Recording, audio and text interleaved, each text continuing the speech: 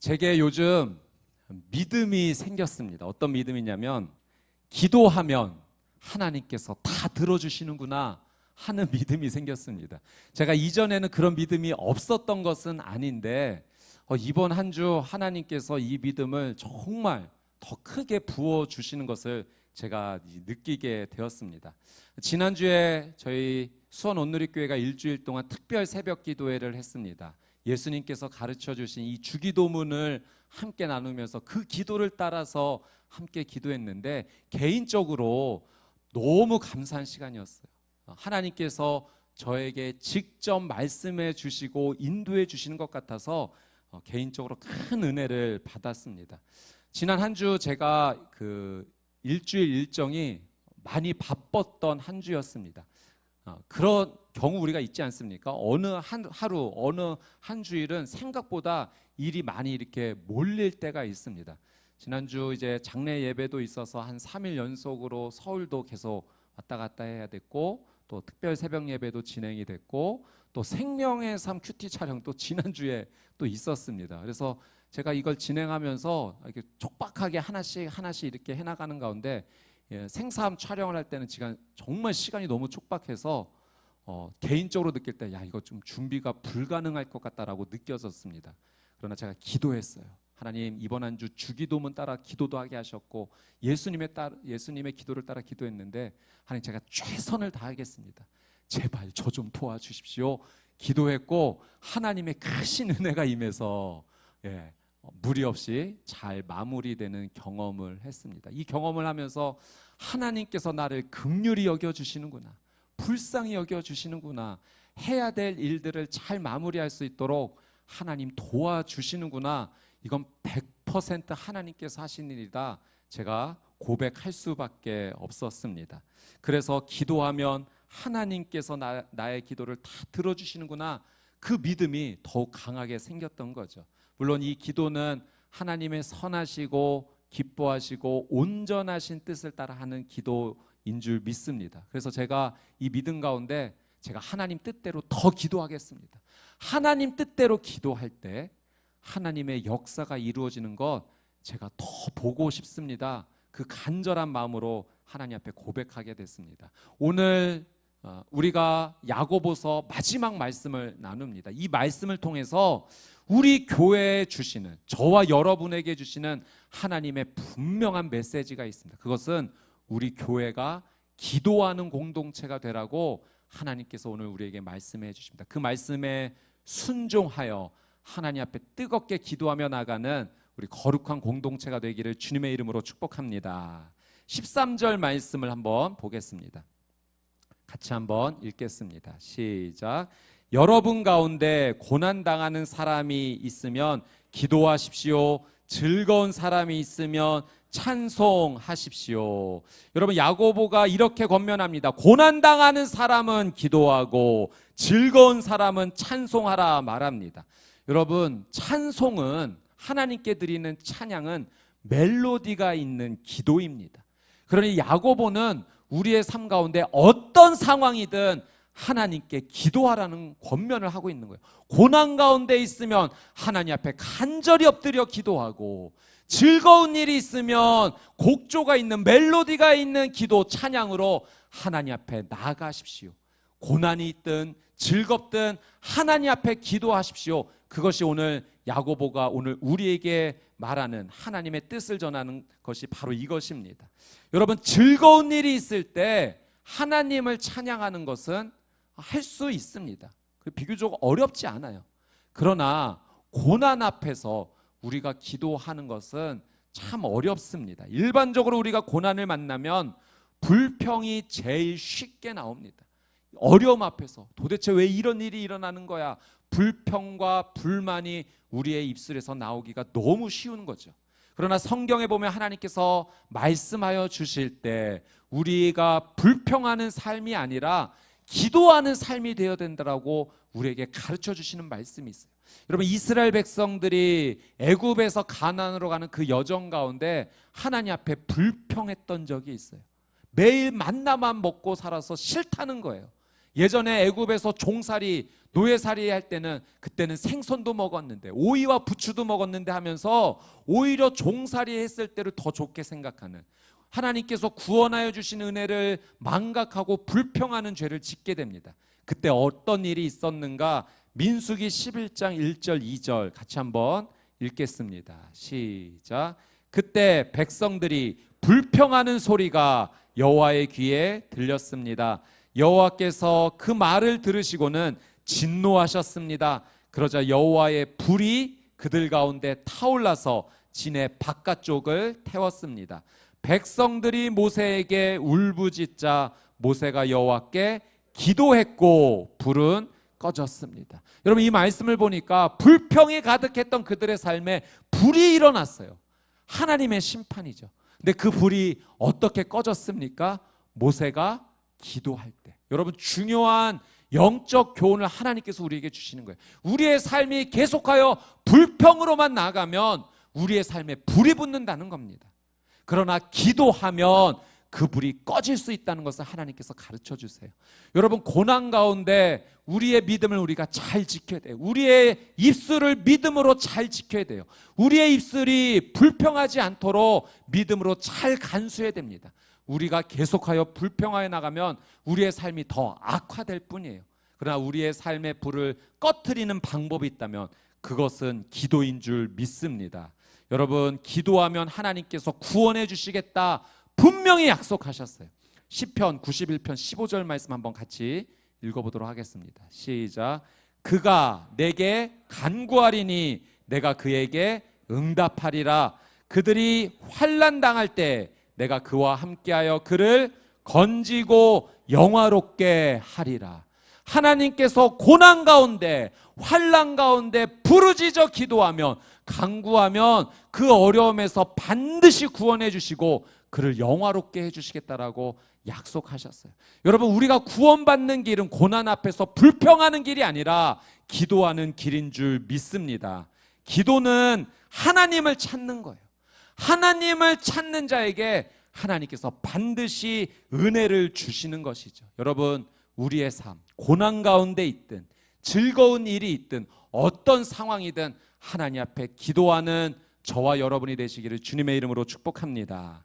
자, 14절 말씀 한번 같이 보겠습니다. 시작.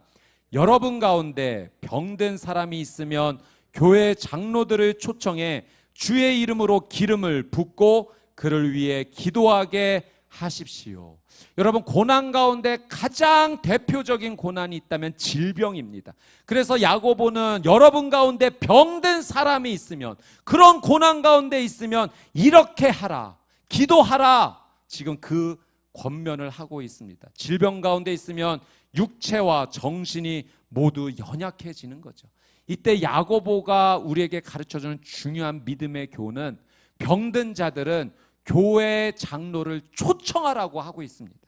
이 야고보가 사용하는 이 교회 장로는 지금으로 말하면 교회 리더, 지도자들이 될 수 있어요. 목회자, 또 장로님, 권사님, 또 집사님, 믿음의 신실한 사람들을 초청해서, 집으로 초청해서 함께 기도해야 된다. 지금 그것을 권면하고 있습니다.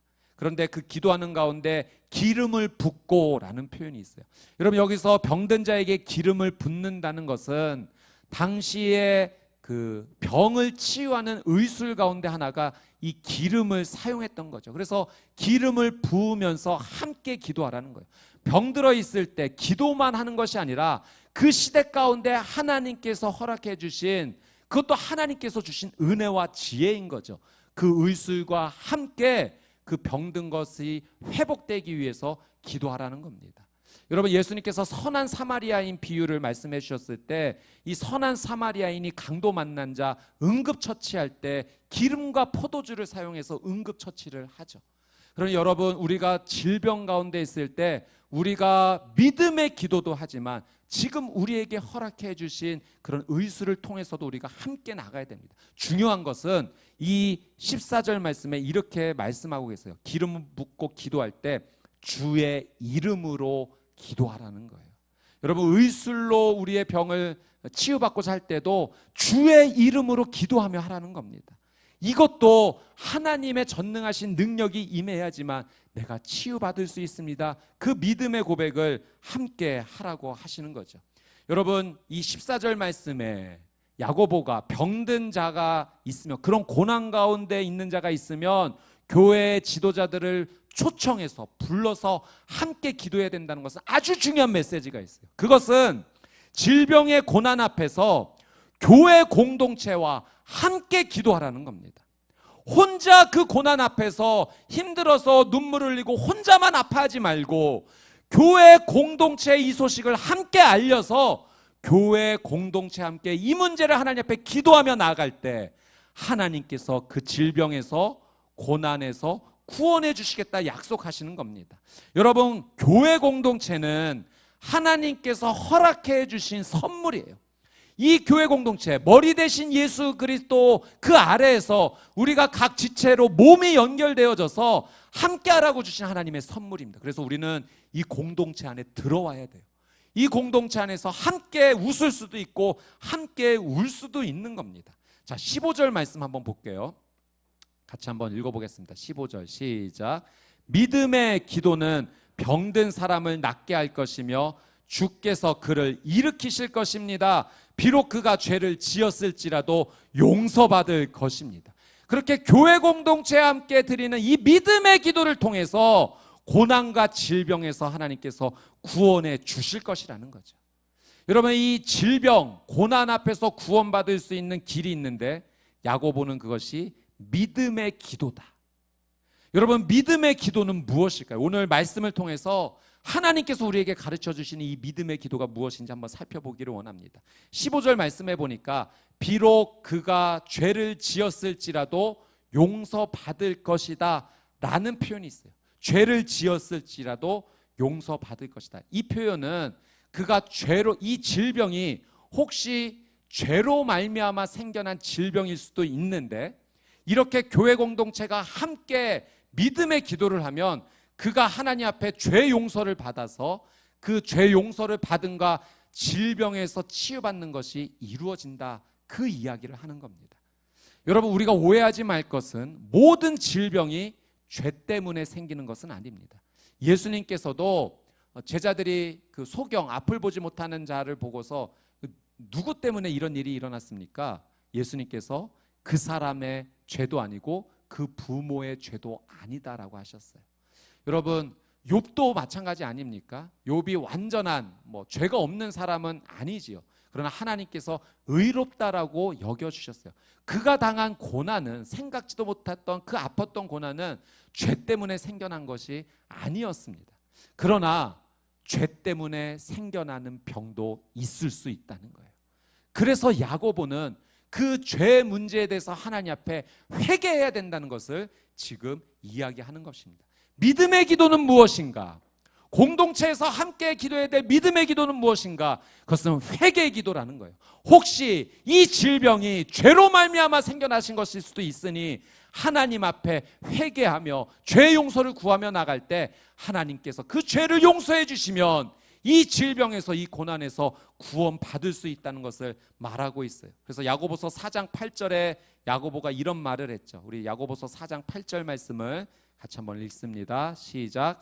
하나님을 가까이 하십시오. 그러면 하나님께서 여러분에게 가까이 오실 것입니다.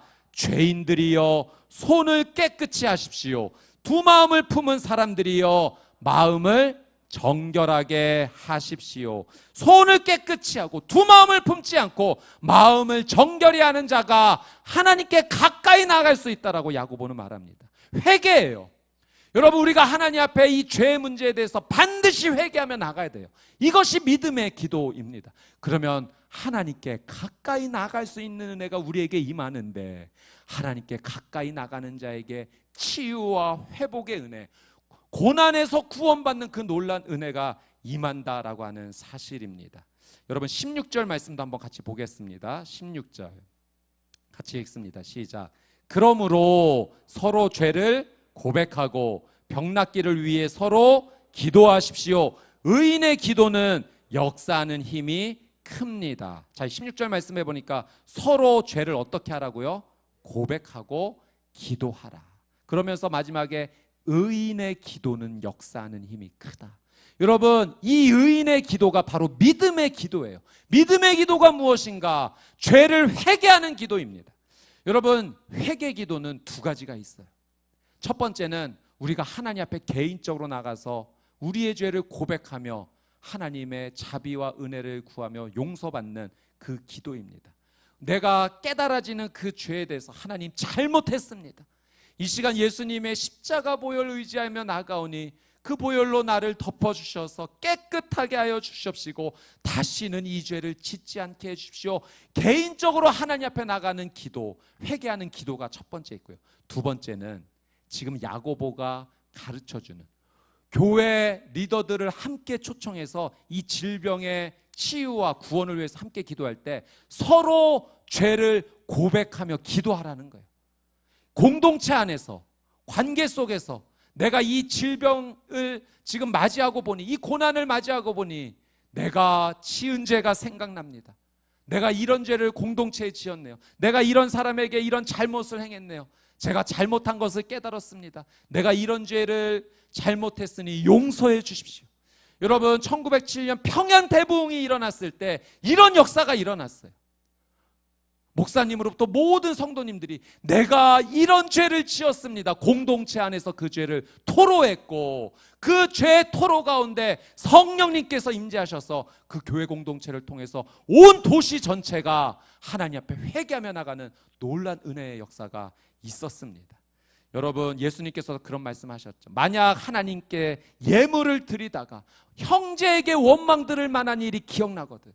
하나님께 예배드리고 있는데, 하나님께 기도하고 있는데, 찬양하고 있는데, 아, 내가 이 형제에게 잘못했네? 그 형제가 나를 원망할 것 같은데, 그러면 당장 그것을 멈추고 예수님께서 먼저 형제와 가서 화해하고 난 뒤에 와서 하나님께 예물을 드리라고 말씀하셨어요. 여러분, 예수님도 이걸 가르쳐 주신 거예요. 공동체 안에서 서로 죄를 고백하고 기도하라. 여러분, 욥과 욥의 세 친구의 그 신앙 삶의 이야기도 마찬가지입니다. 욥과 욥의 세 친구가 논쟁을 벌였죠. 욥의 세 친구들은 처음에 위로하러 왔다가 욥, 근데 아무리 생각해봐도 네가 이런 고난을 당하는 건 네가 아마 너무 큰 죄를 지었기 때문이라고 생각해. 그러니 너 회개해야 될 것 같아 라고 이야기했고, 욥은 내가 완벽한 의인은 아니지만 나도 죄인이지만 내가 하나님 앞에 이렇게 고난받을 만큼 죄를 지었는가? 나 그렇지 않았어 라고 자신을 변호하죠. 그래서 논쟁이 계속 진행되는 겁니다.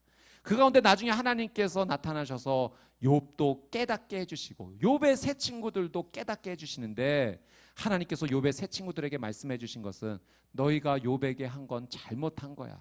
그러니 너희 회개해야 돼.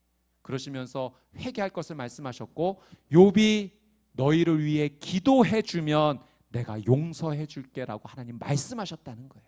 그 말씀 한번 볼까요? 욥기 42장 8절 9절 말씀.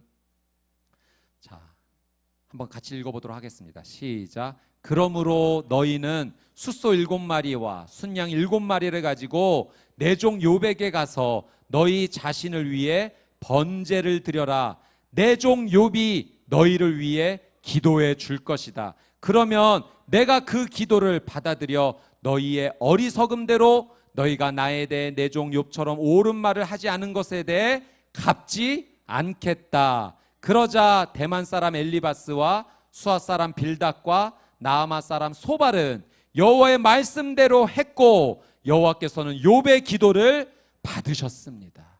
여러분, 욥과 욥의 세 친구가 서로 자신의 죄를 고백하고 하나님께 회개 제사를 올려드리고 욥이 이 친구들을 위해 기도해 주었어요. 그리고 욥이 회복된 겁니다. 그 질병에서 회복되었고 삶에 무너졌던 모든 것이 하나님의 은혜로 회복되었어요. 공동체 안에서 서로의 죄를 고백하고 기도했을 때 하나님께서 그것을 회개 기도로 받아주신 것입니다. 사랑 여러분, 질병 또는 어려움 앞에서 하나님께서 내게 깨닫게 하시는 죄가 있습니다.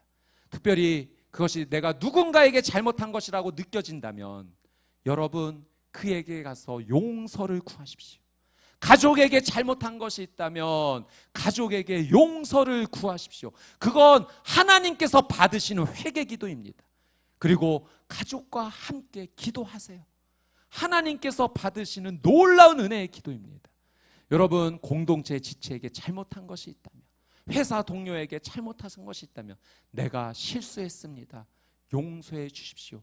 여러분, 이것은 우리가 회복으로 나갈 수 있는 놀라운 회개의 기도입니다. 그리고 여러분, 교회 공동체 안에서 우리 순식구들과 함께 여러분 깨닫는 것, 하나님께서 그 연약함, 잘못한 것 깨닫는 것 있다면, 여러분 지금 야고보가 권면하는 것처럼 교회 공동체 식구들을 함께 모아서 기도하라고 했잖아요.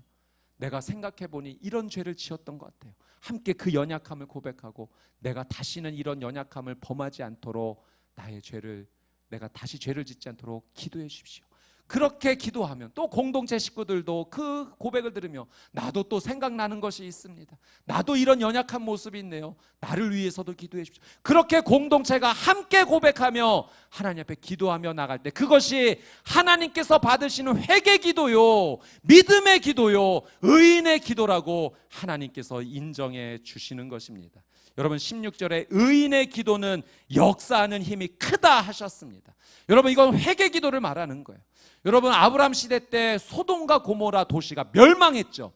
하나님의 불의 심판을 받았습니다. 왜 하나님께 심판받은 겁니까? 죄를 지었기 때문에, 심판받을 만한 죄를 지었기 때문에. 그런데 더 자세히 보면 죄도 지었지만 그 도시에 의인 10명이 없어서 망한 겁니다. 아브라함이 중보기도 했잖아요. 하나님 이 도시 잘못한 거 맞습니다. 그런데 의인 50명 있으면 용서해 주시겠습니까? 용서해 주겠다. 그렇게 아브라함이 기도하다가 10명까지 내려갔는데 그 10명이 없었어요. 10명의 의인이 없었어요. 하나님께 내가 죄를 지었습니다 고백하는 10명이 없어서 그 도시가 멸망한 겁니다. 여러분 요나 시대 때 니느웨 도시 멸망받을 만한 도시였어요. 요나가 하나님 말씀에 순종해 가서 이제 하나님 심판이 임할 겁니다 외쳤을 때 왕으로부터 시작해 가축에 이르기까지 금식하며 하나님께 회개했습니다. 그 도시 어떻게 됐나요? 멸망했나요? 하나님께 은혜를 입고 하나님의 심판이 유보되었습니다. 여러분 회개의 기도는 능력의 기도예요. 회복의 기도는 우리가 살 수 있는 기도예요. 여러분 하나님께서 우리 공동체에 회개의 기도를 말씀하세요. 그게 믿음의 기도다. 우리가 개인적으로 하나님 앞에 회개 기도도 해야 되고 우리 가족 안에서 회개가 쏟아져야 돼요. 남편에게 잘못했다고 말해야 돼요. 아내에게 잘못했다고 고백할 수 있어야 돼요. 우리의 자녀들에게 우리 부모가 잘못했다고 말할 수 있어야 돼요. 우리 자녀들은 부모님에게 잘못했다라고 말할 수 있어야 돼요. 그게 믿음의 가정입니다. 그 가정 위에 하나님의 한량없는 회복의 은혜가, 생명의 은혜가 임하게 될 줄 믿습니다. 여러분 가정으로만 그치지 않고 그것이 우리 교회 공동체의 이야기가 되어야 된다는 거예요. 오늘 우리 교회 위에, 우리의 순모임 안에, 우리의 공동체와 사역팀 안에 이러한 회개의 역사가 일어나야 된다 하나님께서 말씀하십니다. 여러분 회개는 너무 중요합니다. 여러분 기도는 하나님께 우리가 연결되는 통로이지 않습니까? 하나님의 능력이 우리 가운데 전달되어지는데 이 통로 가운데 죄로 말미암아 죄가 있어서 그 통로를 막고 있다면 하나님의 능력이 우리에게 전달되겠습니까? 이 죄 문제를 반드시 먼저 제거해야 되죠. 여러분 이 통로가 더러우면, 죄로 말미암아 더러우면 하나님의 거룩한 능력이 우리에게 전달되겠습니까? 우리가 자녀들에게 음식을 줄 때 깨끗한 그 음식을 더러운 그릇, 흙이 묻어 있고 병균 바이러스가 있는 그 그릇에 함께 담아 줄 수 있겠습니까? 깨끗한 음식이 그 더러운 그릇에 담기는 순간 같이 더러워지는 거예요. 그러니 하나님의 거룩하고 놀라운 능력이 우리의 삶 가운데 임하기 위해서는 우리의 기도의 통로, 우리의 삶이 죄의 문제가 남아있으면 안 된다는 거예요. 우리에게 회개해야 된다. 우리 개인에게, 공동체에게 주시는 하나님의 준엄한 말씀 받으시기를 주님의 이름으로 축복합니다. 17절 말씀 같이 한번 읽겠습니다. 시작.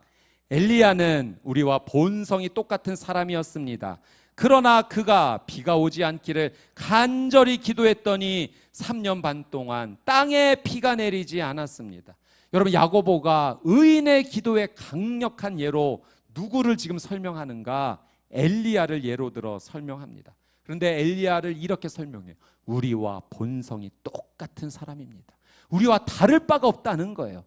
그도 슬프면 눈물이 나고 배가 고프면 음식을 찾고 좋은 일 있으면 웃을 수 있는 우리와 똑같은 사람입니다. 여러분, 그런데 우리와 똑같은 그 사람이요, 하나님께 쓰임받는 위대한 선지자, 기도의 능력을 받은 사람으로 쓰임받았다는 사실이에요.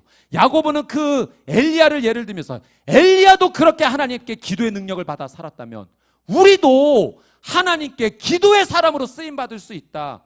우리가 의인의 기도, 믿음의 기도를 하나님께 드려야 된다. 지금 그 이야기를 하는 것입니다. 엘리야 당시에 아합 왕이 있었죠.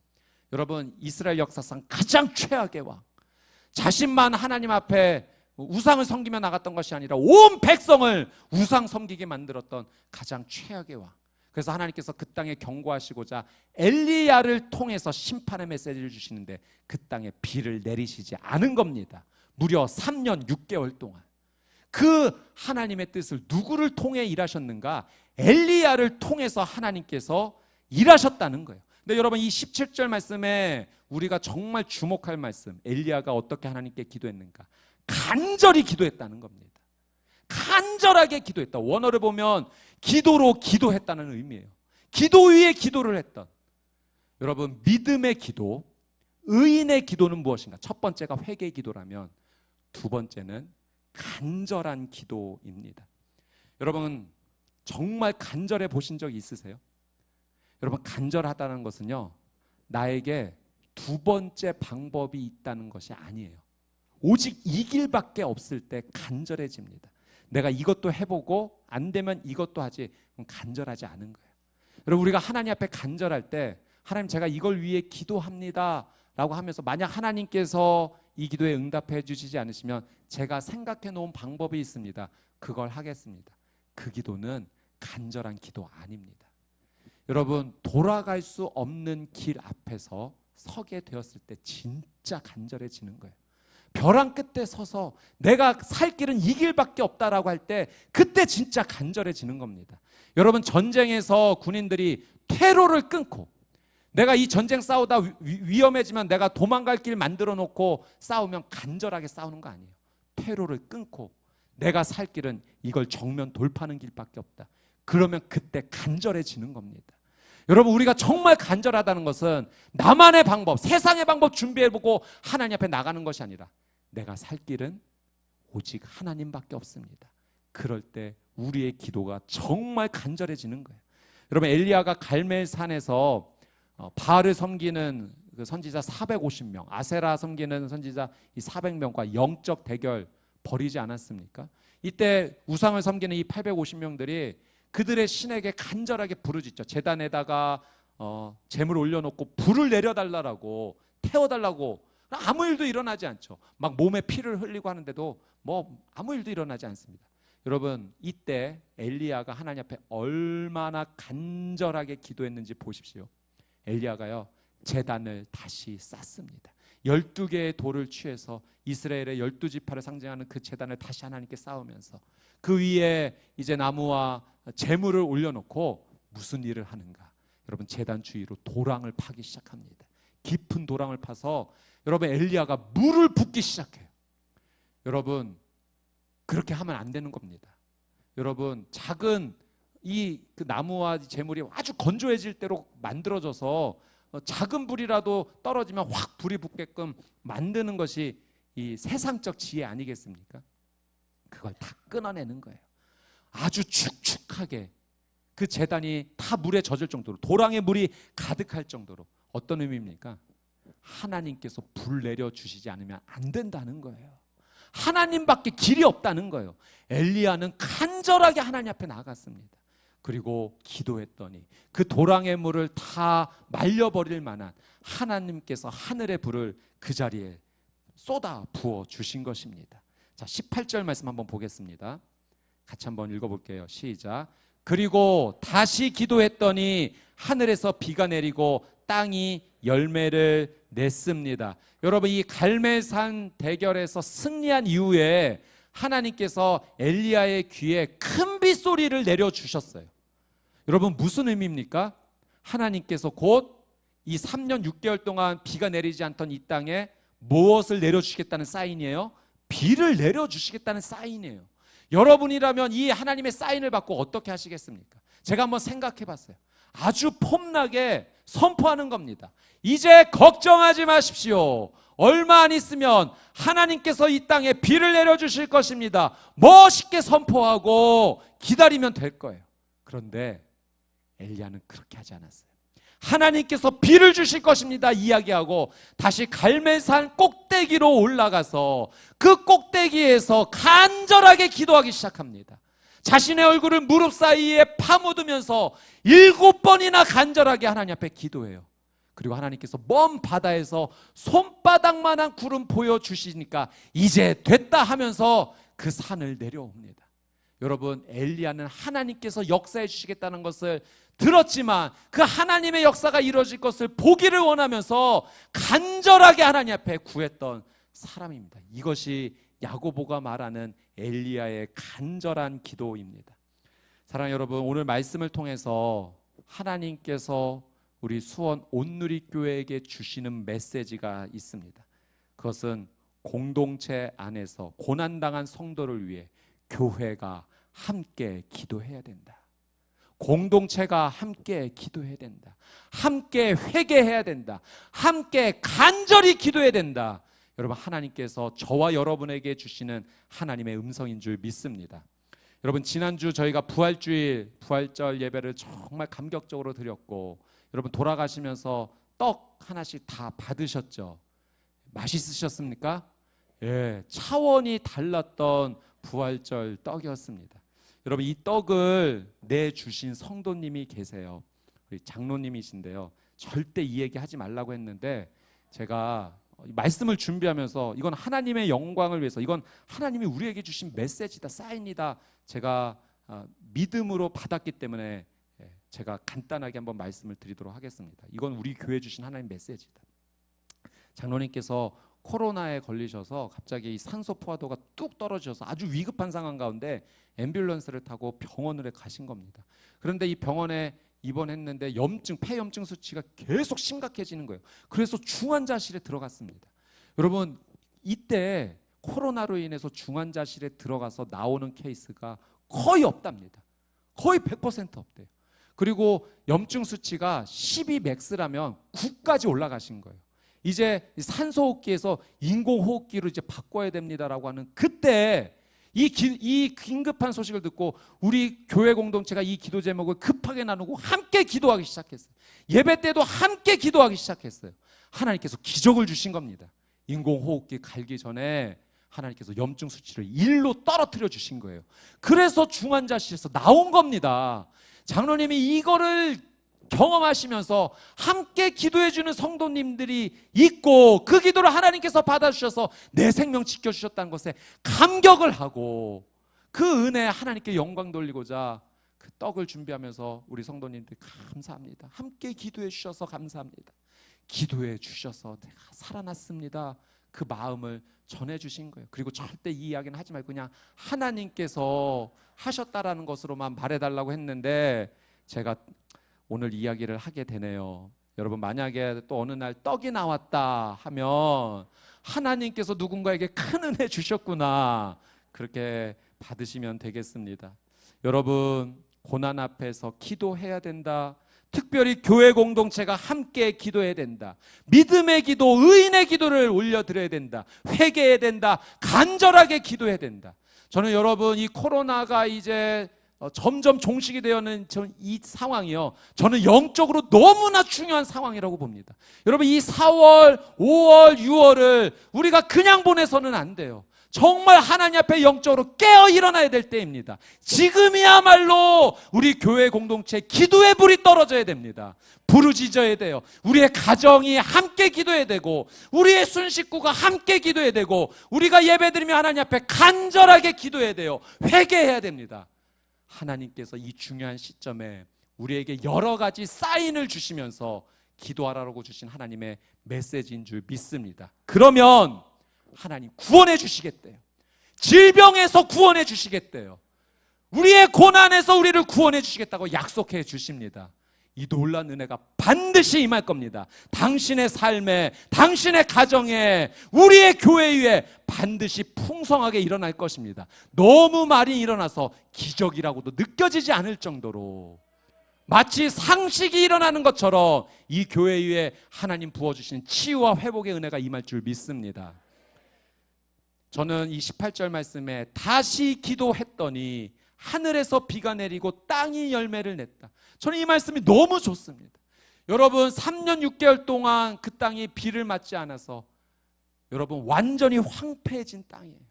그러나 기도했더니, 회개 기도했더니, 간절히 기도했더니 하나님 은혜 주셔서 여러분 하나님 비를 주셔서 그 땅이 회복이 됐고, 회복의 열매 결과로 땅이 열매를 냈다는 겁니다.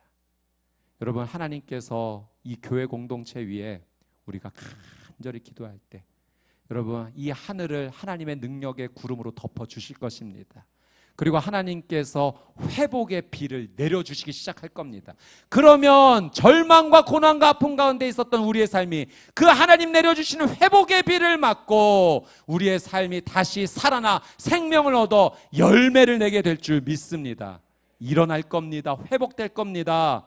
생명의 귀한 은혜로 주님 앞에 찬양하며 나가게 될 겁니다. 시편 147편 3절 8절 말씀에 이런 말씀이 있습니다. 같이 우리 한번 읽어보겠습니다. 시작. 마음이 상한 사람을 고치시고 그들의 상처를 싸매십니다.